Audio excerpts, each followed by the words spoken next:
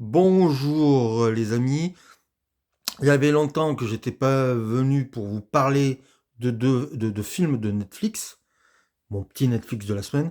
Aujourd'hui, je fais j'allais dire, j'innove.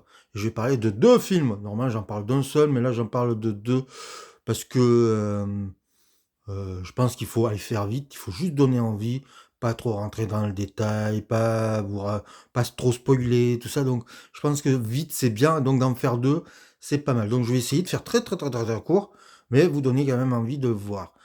Le premier film dont je vais vous parler est sorti le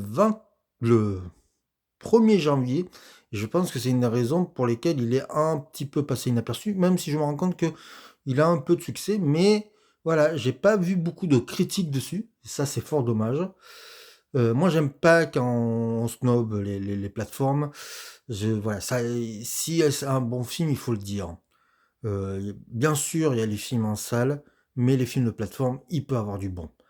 Donc ce film-là s'appelle Numéro 24, c'est un film norvégien et ça parle de la résistance norvégienne pendant la Seconde Guerre mondiale. Ça parle d'un personnage qui s'appelle Göring et qui a eu des tas de médailles, donc a vraiment existé.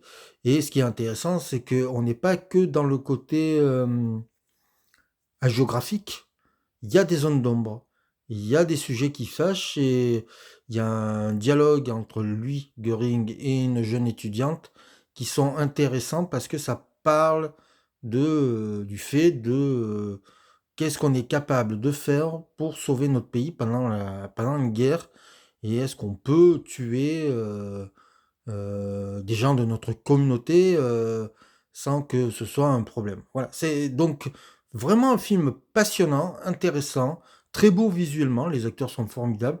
Norvégien, donc j'ai pas noté les noms, c'est pas bien grave, hein, vous tapez numéro 24 et vous verrez un bon film. Le deuxième, alors je vais faire très vite sur le deuxième, c'est un film des studios Harman, c'est le dernier Wallace et Gromit, c'est réalisé par Nick Park et c'est une merveille d'inventivité, de talent et de tout ce qu'on aime chez le studio Harman. Ça s'appelle La Palme de la Vengeance. Donc voilà, c'est Gromit, La Palme de la Vengeance. Ça dure 1h20, on sent pas le temps passer. C'est, c'est, c'est waouh. Voilà, c'est waouh. C'est grosse critique, hein, là, grosse analyse que je fais. Mais c'est juste du vrai divertissement pour toute la famille. Et je trouve, par exemple, oui, je trouve qu'on n'en parle pas assez non plus. Et pourtant, j'adore ce studio. Je trouve que, voilà, c'est bien qu'on puisse encore voir ces films-là. Et là, bah, ils ont un partenariat, je crois, avec Netflix, parce qu'ils ont plusieurs courts-métrages de Sean le Mouton. Ils avaient un Chicken Run qui était pas très bon, lui. C'est pour ça que je me méfie un peu de ce Voilà, c'est Gromit. Mais là, franchement, c'est une vraie réussite. Donc, Voilà, c'est Gromit, La Palme de la Vengeance, c'est à voir aussi sur Netflix. Donc, voilà, je fais une promotion de Netflix. Un jour, il faudrait qu'ils me donnent des sous, mais on en est loin.